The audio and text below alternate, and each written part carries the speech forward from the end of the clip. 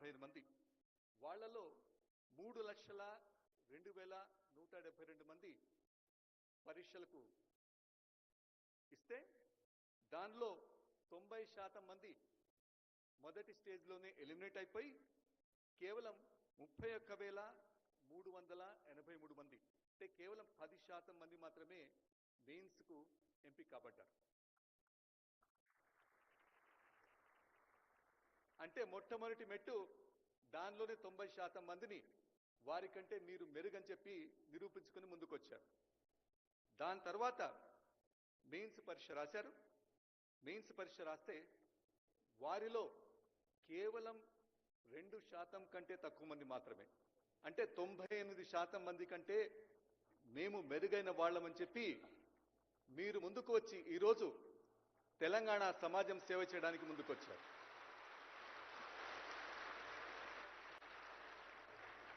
అంటే పరీక్ష రాసిన 720 మందికి గాను ఒక్కళ్ళు మాత్రమే సెలెక్ట్ అయ్యారు.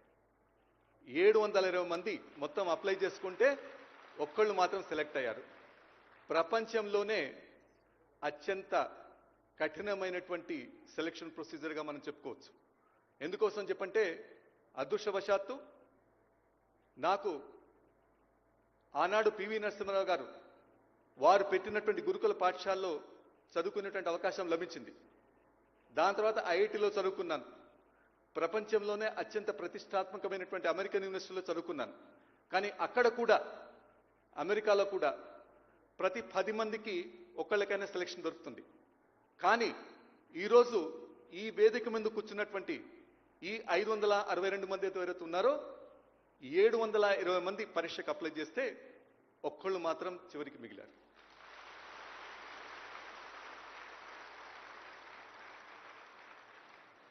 ఇది మీ ప్రతిభకు, మీరు పడ్డటువంటి కష్టానికి, మీ తల్లిదండ్రుల యొక్క ఆశీస్సులకు, మీ గ్రామ పట్టణ ప్రజల యొక్క శుభాకాంక్షలకు అది నిదర్శనం.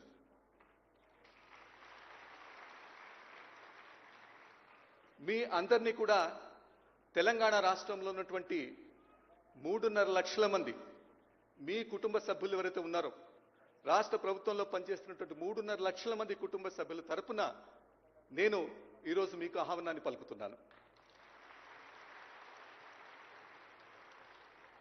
ఈరోజు మన దేశం, మన రాష్ట్రం మీ వైపు గర్వంగా చూస్తుంది. ఎందుకోసం అని చెప్పంటే భారతదేశాన్ని మీరు చూసినట్లయితే మీలాంటి వాళ్ళు, మనలాంటి వాళ్ళు అన్నో కలిసి ఎన్నో విజయాలు మనం అందుకున్నాం. గౌరవ ముఖ్యమంత్రులు రాష్ట్ర స్థాయిలో, దేశ స్థాయిలో ప్రధానమంత్రులు, ఇతర రాజకీయ నాయకులు దశా దిశా నిర్దేశనం చేస్తే పని చేసినటువంటి సైనికులం మీరు, మేము అందరం కలిసి ఈరోజు దేశ ప్రగతిలో, రాష్ట్ర ప్రగతిలో ఎంతో కీలకమైనటువంటి పాత్ర వహించాం. కరోనా వచ్చింది, వేలాది మంది, లక్షలాది మంది చనిపోయారు. కానీ ప్రపంచమంతా కూడా ఆశ్చర్యపడే విధంగా మనం 220 కోట్ల వ్యాక్సిన్స్ భారతదేశంలో అందరికీ సకాలంలో అందేటట్లు చూసి వారి యొక్క ప్రాణాలను రక్షించాం. అంతేకాదు ప్రపంచంలోనే అందరూ ఆశ్చర్యపోయేటటువంటి విధంగా దాదాపు 97 కోట్ల మంది ఓటర్స్ మన ప్రజాతంత్రం, మన డెమోక్రసీలో ఒక జాతరలాగా జరుపుకున్నటువంటి ఎన్నికల్లో పాల్గొంటారు. అటువంటి ఏర్పాట్లన్నీ కూడా మన సజావుగా ప్రతి 5 సంవత్సరాలకు ఒకసారి ఈ యంత్రాంగమే చేస్తుంది. ఇంతేకాదు ఆధార్ కార్యక్రమం తీసుకోండి. దాదాపు 140 కోట్ల మందికి అందరికీ ఆధార్ నంబర్స్ ఇవ్వడం, అంతేకాకుండా ఒక దేశం ఒక పన్ను విధానం అని చెప్పి జిఎస్టీ అనేటువంటి విధానాన్ని రోల్అవుట్ చేయడం, ఈ రకంగా చెప్పుకుంటూ పోతే రాష్ట్ర స్థాయిలో కావచ్చు, దేశ స్థాయిలో కావచ్చు అమలవుతున్నటువంటి అనేక ప్రజా సంక్షేమ కార్యక్రమాల్లో మనమందరం కూడా కీలకమైనటువంటి పాత్ర వహించాం, ఇంకా ముందు కూడా వహించబోతున్నాం. మన రాష్ట్రానికి వస్తే గౌరవ ముఖ్యమంత్రి గారు రేవంత్ రెడ్డి గారు, వారి మంత్రివర్గ సభ్యులు భారతదేశం 2047 నాటికి వికసిత్ భారత్ అని చెప్పి అవుతే తెలంగాణ రాష్ట్రం రైజింగ్ తెలంగాణ లాగా తయారు కావాలని చెప్పి ఒక విజన్, ఒక దార్శనికతను మనకిచ్చారు. శ్రీ జూపల్లి కృష్ణారావు గారు, గౌరవ రాష్ట్ర మంత్రివర్యులు శ్రీ పొంగులేటి శ్రీనివాసరెడ్డి గారు, గౌరవ రాష్ట్ర మంత్రివర్యులు శ్రీ పొన్నం ప్రభాకర్ గారు, గౌరవ రాష్ట్ర మంత్రివర్యులు వాకిటి శ్రీహరి గారు, గౌరవ రాష్ట్ర ప్రభుత్వ సలహాదారులు పెద్దలు శ్రీ కేశవరావు గారు, గౌరవ పార్లమెంటు సభ్యులు శ్రీ బలరాం నాయక్ గారు, గౌరవ పార్లమెంటు సభ్యులు శ్రీ అనిల్ కుమార్ యాదవ్ గారు, గౌరవ రాష్ట్ర ప్రభుత్వ సలహాదారులు, గౌరవ శాసనసభ్యులు, శాసన పరిషత్ సభ్యులు, రాష్ట్ర ప్రభుత్వ ప్రధాన కార్యదర్శి, రాష్ట్ర ప్రభుత్వ డీజీపీ, అట్లాగే వేదిక మీద ఉన్నటువంటి ఇతర ప్రజాప్రతినిధులు, పెద్దలు, ముఖ్యంగా ఈ రాష్ట్ర ప్రభుత్వం నిర్వహించినటువంటి గ్రూప్ 1 పరీక్షల్లో ఉత్తీర్ణులై ఇవాళ నియామక పత్రాలు అందుకోబోతున్నటువంటి మీ అందరికీ, మీ కుటుంబ సభ్యులకి,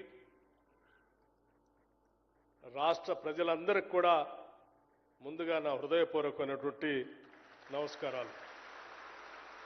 ప్రజలందరికీ కూడా ముందుగా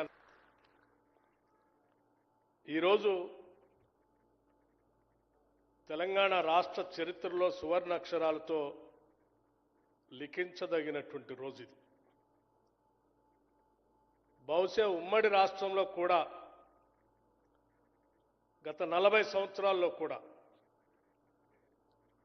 ఎప్పుడు ఇంత పెద్ద ఎత్తున పబ్లిక్ సర్వీస్ కమిషన్ ద్వారా గ్రూప్ 1 పరీక్షలు నిర్వహించి ఒకటేసారి గ్రూప్ 1 నియామక పత్రాలు దాదాపు 562 మందికి ఇవ్వటం అనేది ఈ రాష్ట్ర చరిత్రలో, ఆనాటి ఉమ్మడి రాష్ట్ర చరిత్రలో కూడా జరగలేదు.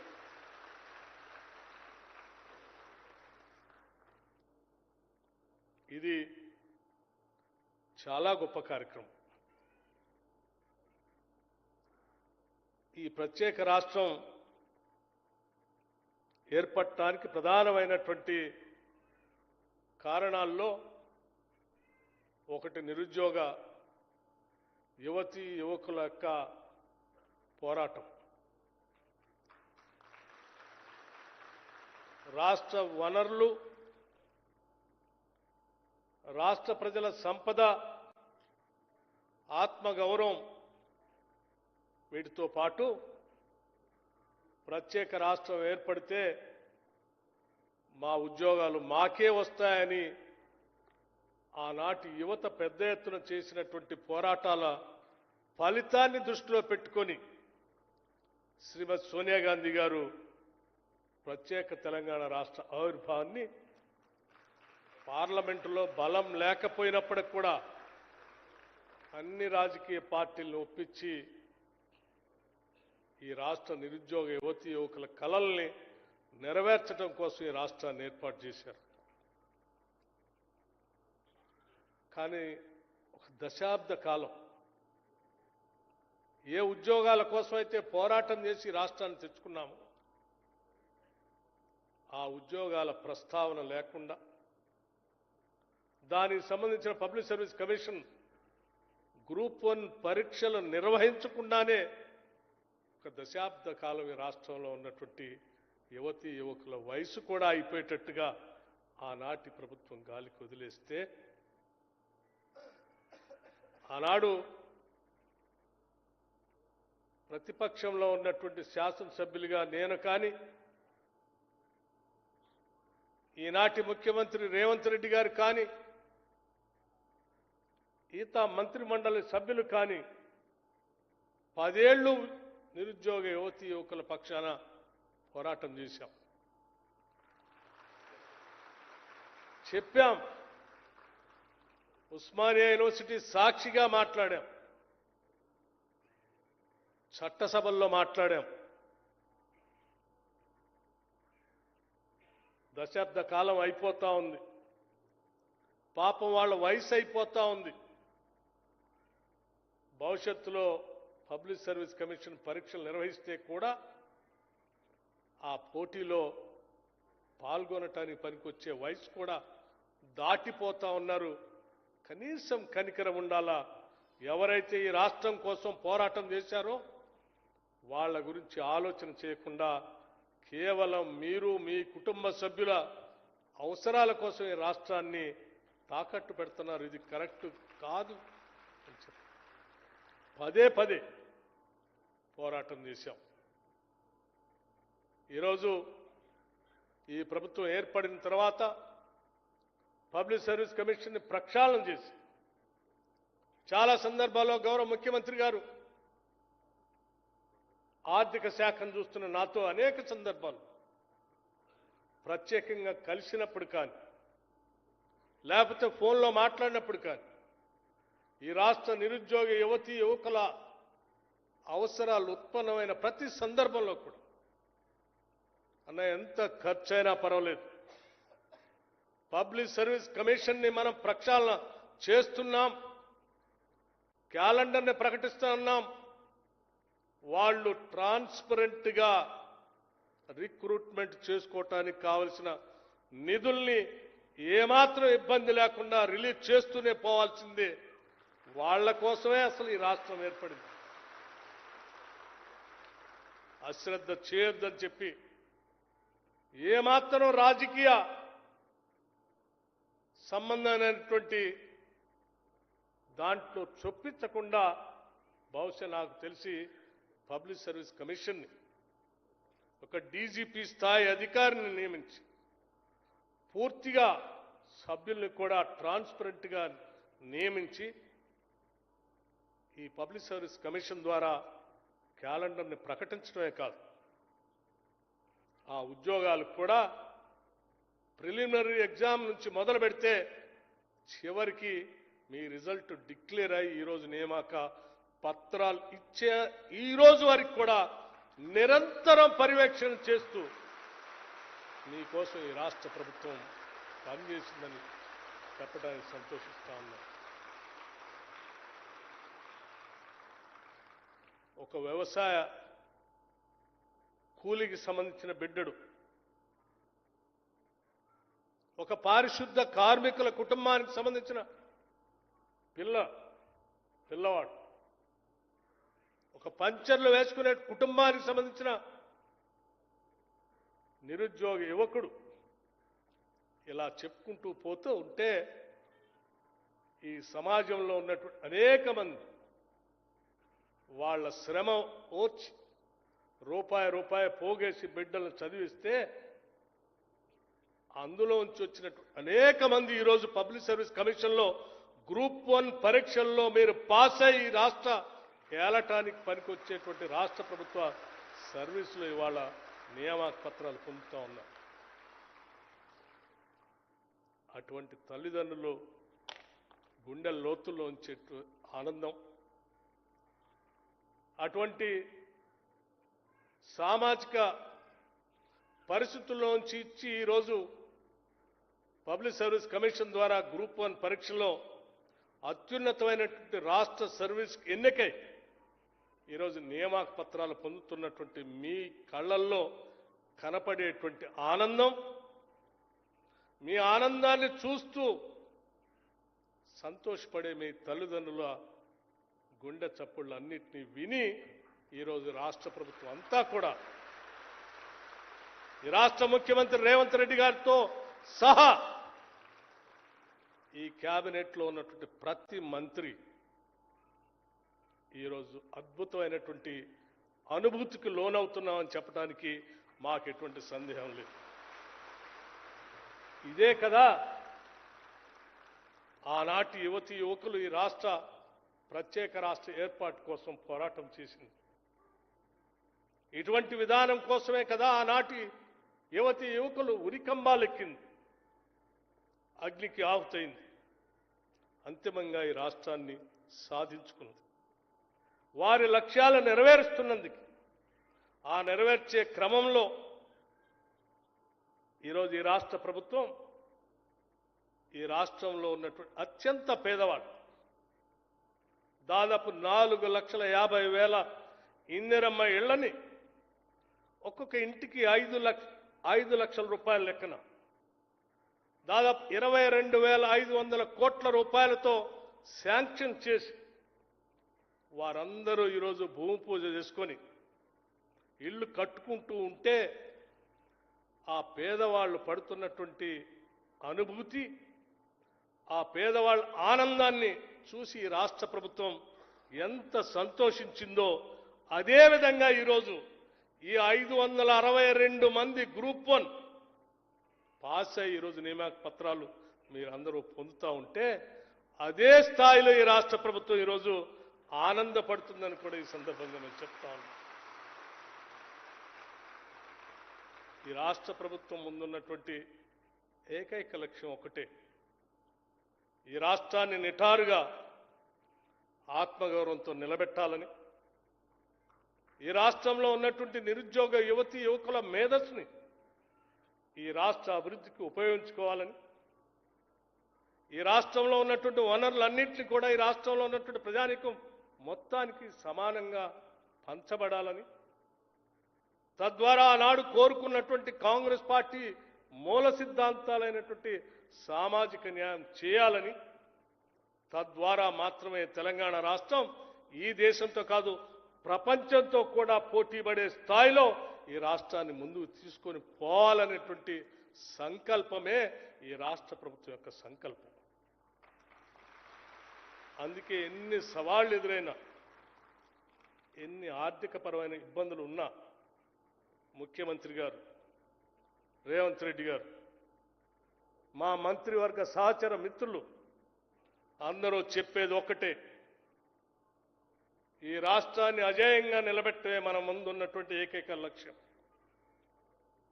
ఈ రాష్ట్రాన్ని ఇక్కడ ఉన్నటువంటి వనరులతో పాటు మానవ వనరులు కూడా అద్భుతమైనటువంటి మానవ వనరులుగా సానబట్టి ప్రపంచానికి అందించటే మన ముందున్నటువంటి ఏకైక లక్ష్యం. తద్వారా మాత్రమే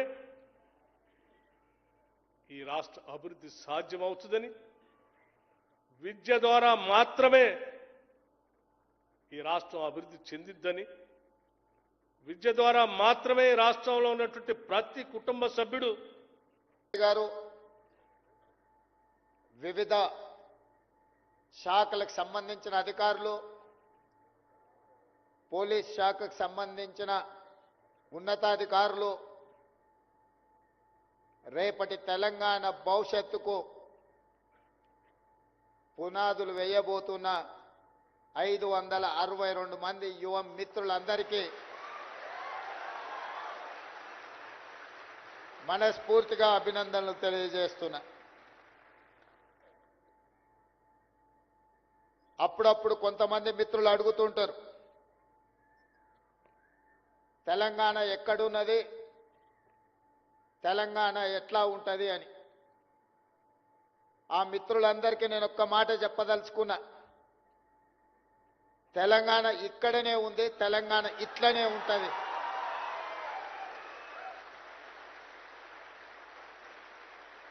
ఇది తెలంగాణ స్ఫూర్తి, ఇది తెలంగాణ చైతన్యం, ఇది తెలంగాణ భవిష్యత్తు. మిమ్మల్ని ఉద్దేశించి 4 మాటలు మాట్లాడాలనుకున్నప్పుడు మా అధికారులు నా ముందల 10 పేజీల ఒక నోట్ తీసుకొచ్చి పెట్టిండ్రు. అది చదవడం ద్వారా చాకలి ఐలమ్మ కావచ్చు, తర్వాతి తరం సాయుధ రైతాంగ పోరాటం కావచ్చు, ఒకనాడు జల్ జమీన్ జంగల్ కోసం కావచ్చు, మలితరం భూమి కోసం, భుక్తి కోసం, విముక్తి కోసం కావచ్చు, ఈనాడు సామాజిక న్యాయం, సమానమైన అవకాశాల కోసం కావచ్చు, సర్వ స్వతంత్రంగా స్వయం పాలన కోసం మన పోరాటం కావచ్చు. ఇవన్నీ తెలంగాణ సమాజం ఒక చైతన్యంతో కూడిన బాధ్యతతో జరిగిన పోరాటాలు. ఈ పోరాటాలలో వేలాది మంది అసూలు బాధ్యత. ఈ తెలంగాణ గడ్డకు ఒక చరిత్ర ఉన్నది. ఈ తెలంగాణ గడ్డకు ఒక పౌరుషం ఉన్నది. ఈ తెలంగాణ గడ్డకు ఒక వీరోచితమైన గాథలు ఎక్కడికెళ్ళినా, తండాలలో, గూడాలలో, మారుమూల పల్లెల్లో ఎవరిని కదిలించినా, ఏ జాతిని కదిలించినా ఈ తెలంగాణ స్ఫూర్తి కొట్టొచ్చినట్టుగా కనిపిస్తుంది. కానీ కొంతమంది వాళ్ళ ఆలోచనలో, వాళ్ళ భావ దారిద్ర్యమో, వాళ్ళ అవగాహన లోపమో, ఒక కుటుంబం కోసమో, ఒక రాజకీయ పార్టీ కోసమో తరతరాలుగా 6 దశాబ్దాలు కొట్లాడి సాధించుకున్న తెలంగాణ ఒక కుటుంబం లేకపోతే ఒక రాజకీయ పార్టీ ప్రయోజనం కోసమని వాళ్ళు భ్రమలు చెందడం మనందరం కళ్ళతో చూసినాం. కలిసి వచ్చి 2 సార్లు గెలిస్తే ఆ గెలుపు కారణం వాళ్ళు కారణ జన్ములని భావించారు. కాలం కలిసి వచ్చి గెలుపుకు కారణ జన్ములు కావాల్సిన అవసరం లేదు. కొన్నిసార్లు భావోద్వేగానికి లోనైన మా యువత మంచి జరుగుతుంది, మా అవకాశాలు మెరుగవుతాయి, మేము ఆశించిన ఫలితాల కోసం ఈ ప్రభుత్వాలు పనిచేస్తాయని చెప్పి ఒక నమ్మకం, విశ్వాసంతో వాళ్ళకు బాధ్యతను అప్పచెప్పితే విశ్వాసఘాతకులుగా మారి మీకు అన్యాయం చేసి నమ్మక ద్రోహులుగా ఈ చరిత్రలో నిలిచిపోయినరు, కాలగర్భంలో కలిసిపోతారని చెప్పి నేను సందర్భంగా తెలియదలుచుకుంటాను. మిత్రులారా, మీరు ఆలోచన చేయండి. మీ నేపథ్యం ఏదైనా ఉండొచ్చు. ఒక ఉపాధి హామీ కూలి కుటుంబ సభ్యులు అయి ఉండొచ్చు. మారుమూల ఆదివాసి గూడాలలో ఉండే ఓ గిరిజన బిడ్డ అయి ఉండొచ్చు. లేకపోతే దళిత వాడల్లో నుంచి వచ్చిన నిర్లక్ష్యానికి లోనైన జాతి అయి ఉండొచ్చు. లేదా పట్టణ ప్రాంతాలలో చదువుకున్న యువకులు అయి ఉండొచ్చు. మీరు ఈనాడు చైతన్యం కలిగి 4 లక్షలకు పైగా పరీక్షలకు అప్లై చేసుకొని 3 లక్షల మంది పోటీ పడితే అందులో నుంచి 562 మంది సెలెక్ట్ అయినారు. మా చీఫ్ సెక్రటరీ గారు 1:700+ అన్నాడు. నేను అలా అనుకోవడం లేదు. 1:3 lakhs. ప్రతి ఒక్కడికి ఇంకొకటి పోటీనే. పరీక్షలు రాసిన 3 లక్షల మంది ప్రతి నిరుద్యోగ యువకుడితోని పోటీ పడ్డట్టే. ఇది 1:700+ స్లాట్స్ కింద డివైడ్ చేసి మీకు కాంపిటీషన్ ఎగ్జామ్స్ కండక్ట్ చేసింది కాదు. మిమ్మల్ని ప్రతివాడు పక్కవాడికే పోటీ. అన్న తమ్ముడు పోటీ పరీక్ష రాస్తే అన్నకు తమ్ముడు పోటీ, తమ్ముడికి అన్న పోటీ. 562 మంది ఈరోజు మీరు ఎంపిక అయినరు అని అంటే 3 లక్షల మందితోని పోటీ పడి మీలో ఉన్న నైపుణ్యాన్ని, మీలో ఉన్న చైతన్యాన్ని, మీలో ఉన్న పట్టుదలను ప్రదర్శించి ఈనాడు శిల్పారామం వేదికగా తెలంగాణ రాష్ట్ర అభివృద్ధిలో భాగస్వాములు కావడానికి ఎంపిక అయినరు. వాళ్ళ కుటుంబంలో ఆనాడు నిజామాబాద్ ఎన్నికలలో ప్రజలిచ్చిన తీర్పును కాదని, కుటుంబ సభ్యులకు నిరుద్యోగం ఉండకూడదని 6 నెలలు తిరిగే లోపల రాజకీయ ఉద్యోగం కల్పించింది. వాళ్ళ బంధువులకు కల్పించుకున్నారు. మీరు ఎందుకు మీ కుటుంబ సభ్యులకు ఇచ్చుకున్నారని మనం ఎన్నడూ అడగలే. నీ చేతిలో అధికారం ఉంది, నీ దగ్గర పెత్తనం ఉంది, నువ్వు ఇచ్చుకున్నావులే అని మేము సర్దుకున్నాం. కానీ 2011 ఉమ్మడి రాష్ట్రంలో గ్రూప్ 1 పరీక్షలు నిర్వహిస్తే 2023 వరకు దాదాపుగా 12 సంవత్సరాలు గ్రూప్ 1 పరీక్షలు నిర్వహించలేదంటే, తెలంగాణ రాష్ట్రంలో 10 సంవత్సరాలు పరీక్ష నిర్వహించలేదంటే ఇంత బాధ్యత రహితమైన ప్రభుత్వం ఎక్కడైనా ఉంటుందా? వ్యక్తులు ఎవరైనా ఉంటారా? వాళ్ళ ఉద్యమకారులని నేను అడుగుతున్నా.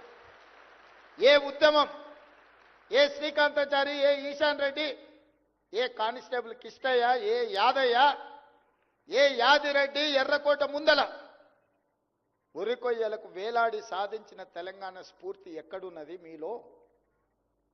శ్రీకాంతాచారిని మీరు మర్చిపోయి ఉండొచ్చు, కానిస్టేబుల్ కిష్టయ్యని మీరు మర్చిపోయి ఉండొచ్చు, ఈశాన్ రెడ్డి, వేణుగోపాల్ రెడ్డిని మీరు మర్చిపోయి ఉండొచ్చు.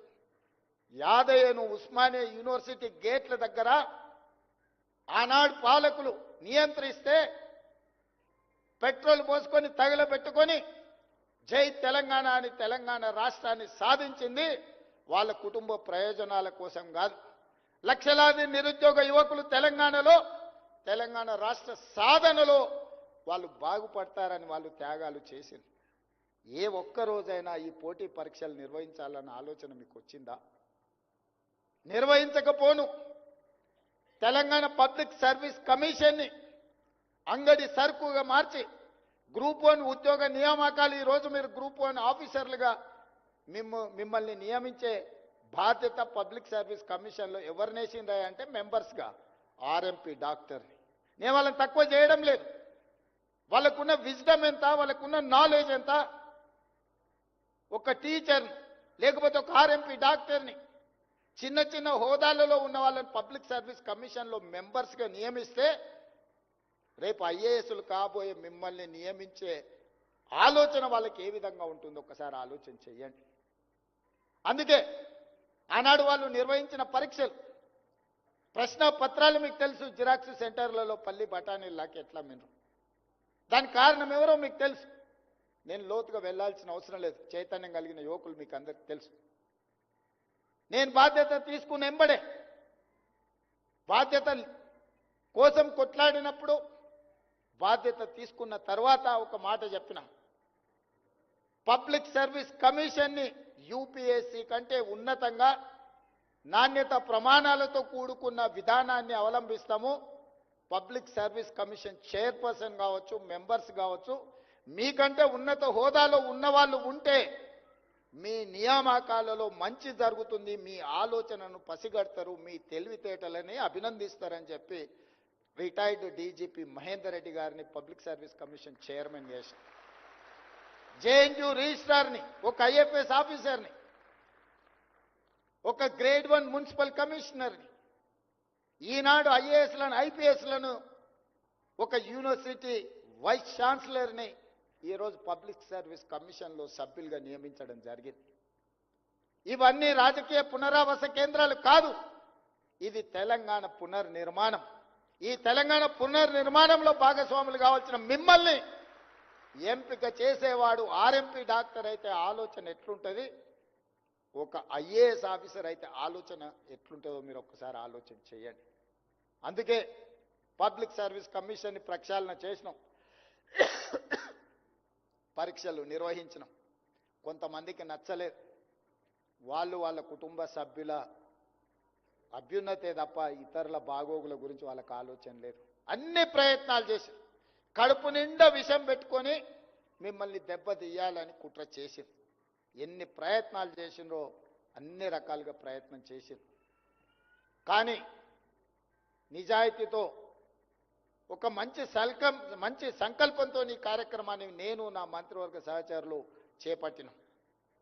నాకు దేవుడి పట్ల నమ్మకం, విశ్వాసం ఉన్నది. మంచి చేస్తే తప్పకుండా మంచి జరుగుతుందనే నమ్మకం నాకున్నది. కొంతమంది 2 కోట్లు 3 కోట్లు 5 కోట్లు తీసుకొని రేవంత్ రెడ్డి ఉద్యోగాలు అమ్ముకున్నాడని చెప్పారు. నేను అడుగుతున్నా, ఇక్కడున్న 562 మంది ఎన్నికైనా ఎంపికైనా మిమ్మల్ని గుండెల మీద చేసుకొని చెప్పండి, ఎవరితోనైనా ఛాయ్నైనా తాగానా? మీకోసం కొట్లాడిన డిసెంబర్ 3, 2023 నాడు నా ఎన్నికల ఫలితాల రోజు కూడా నేనంత ఆందోళనగా లేను. ఏది జరిగేది ఉంటే అది జరుగుతుందని. కానీ మీ నియామకాల విషయంలో అంతకంటే ఎక్కువ ఆందోళనతోని, ఏకాగ్రతతోని మీ భవిష్యత్తు కోసం కొట్లాడినా. మీ భవిష్యత్తే మన భవిష్యత్తు, మన భవిష్యత్తే మన తెలంగాణ భవిష్యత్తు. రాబోయే రోజుల్లో తెలంగాణ రాష్ట్రం దేశానికి ఒక తెలంగాణ మోడల్ కావాలి అంటే ఆ తెలంగాణ మోడల్ మీరే.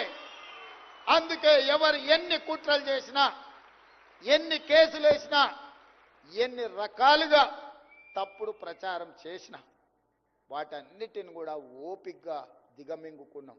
ఎందుకంటే ఒక సంకల్పం పనిచేసేటప్పుడు లక్ష్యమే మన ముందుండాలి తప్ప. అర్జునుడు చేప కన్ను అందరికీ చాలా కనిపించినాయి, ఒక అర్జునుడికి మాత్రమే చేప కన్ను కనిపించింది, అందుకే కొట్టగలిగాడు. నాకు కూడా మీ భవిష్యత్తు మీ తల్లిదండ్రుల కళ్ళల్లో ఆనందం చూడాలని గూడాలలో మారుమూల పల్లెలో ఉపాధి హామీ కూలికి పోయి రూపాయి కూడబెట్టి కోచింగ్ సెంటర్లలో మిమ్మల్ని చదివించారు. ఇవాళ కోచింగ్ సెంటర్ల కుట్ర కూడా మీరు అర్థం చేసుకోవాలి. మిమ్మల్ని సంవత్సరాల కొద్దీ అశోక్ నగర్ చౌరస్తాలను, దిల్సుఖ్ నగర్ చౌరస్తాలను, అమీర్పేట చౌరస్తాలను నిరుద్యోగ యువకులుగా హైదరాబాద్కు వచ్చి 5 ఏళ్ళు 10 ఏళ్ళు ఈ సెంటర్లలో తిరుక్కుంటూ వెనక్కి ఊరికి వెళ్ళలేక, తల్లిదండ్రులకు మొహం చూపించలేక, ఇక్కడ ఉద్యోగాన్ని సాధించలేక మీరు పడుతున్న నరక యాతన వాళ్ళకు ఆదాయాన్ని తెచ్చిపెట్టే వనరుగా మారింది. ఇవాళ కేసులు వేసిన వాళ్ళు వాళ్ళ వెనకాల ఉన్న న్యాయవాదులు ఎవరో చూడండి. లక్షల కోట్ల రూపాయల ఫీజులు ఇచ్చి ఎవరు వాదిస్తున్నారో ఆలోచన చెయ్యండి.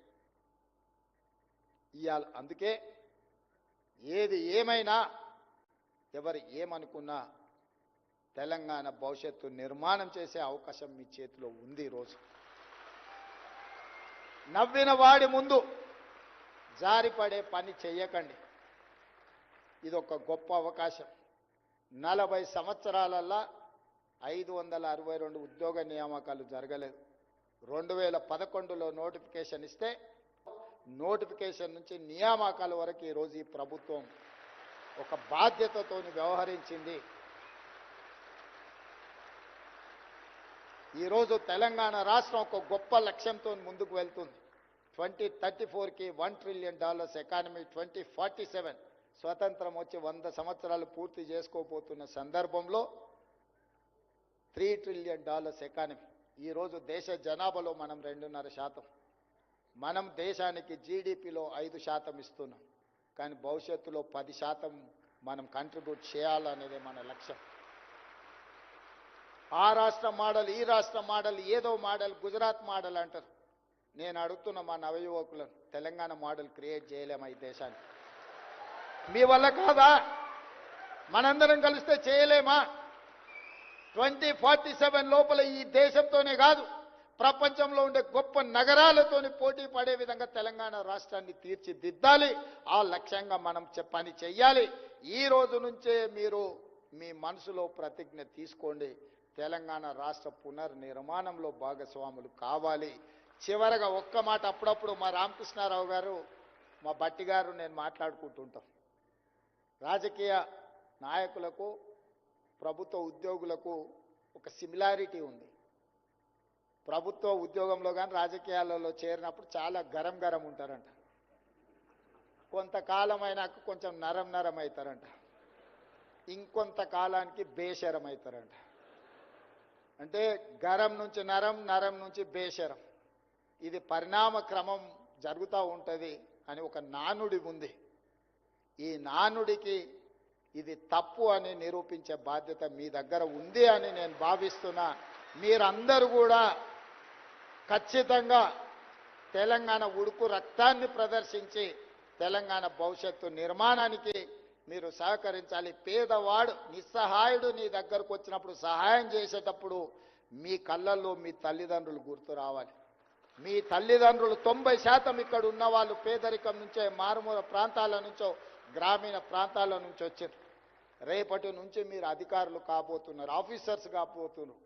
నిన్నటి వరకు మీరు నిరుద్యోగ యువకులు, గ్రామీణ ప్రాంతాలలో ఉండే సామాన్యమైన కుటుంబ సభ్యులు. కానీ ఈ రోజు నుంచి తెలంగాణ రాష్ట్రాన్ని నడిపించే యంత్రాంగం, అధికారులు, ఆఫీసర్స్. ఈ రోజు నుంచి మీ టైటిల్ ఆఫీసర్. ఈ ఆఫీసర్ అనే పదానికి ఎంతో ఇంటెన్సిటీ ఉంది, ఎంతో బలం ఉంది. ఈ బలాన్ని మీరు అంచనా కూడా వేయలేరు. మీకు అన్ని డోర్లు ఓపెన్ అయితే ఎక్కడికి వెళ్ళినా this is green card, green channel for your future. ఒక ప్రజాప్రతినిధికి, ఒక ఉన్నతాధికారికి ఎక్కడికి వెళ్ళినా డోర్లు ఓపెన్ అయ్యేది. కొన్నిసార్లు జీవిత కాలంలో కూడా ఆ డోర్ మన కోసం ఓపెన్ కాదు. కానీ ఒక అధికారి, ఒక ప్రజాప్రతినిధి అయినప్పుడు ఆ డోర్లు అన్నీ ఓపెన్ అవుతాయి. ఇంత గొప్ప అవకాశం మాకొచ్చింది, మీకొచ్చింది. మీరు మేము కలిసి తెలంగాణ నిర్మాణంలో భాగస్వాములం అవుదామని తెలియజేస్తూ మరొక్కసారి మీ అందరికీ, ముఖ్యంగా ఇక్కడున్న నిరుద్యోగ యువతీ యువకుల యొక్క తల్లిదండ్రులకు మనస్ఫూర్తిగా నేను అభినందనలు తెలియజేస్తున్నా. మీరు కన్న కలలు నిజం కాబోతున్నాయి. ఇక్కడ ఉన్న వాళ్ళందరూ కూడా తల్లిదండ్రులను మంచిగా చూసుకోండి అని సూచన చేస్తున్నా. తల్లిదండ్రులను మంచిగా చూసుకోకపోతే తొందరలోనే చట్టం తెస్తున్న 10% మీ జీతం కోసి చక్కగా మీ తల్లిదండ్రుల ఖాతాలు వేస్తా.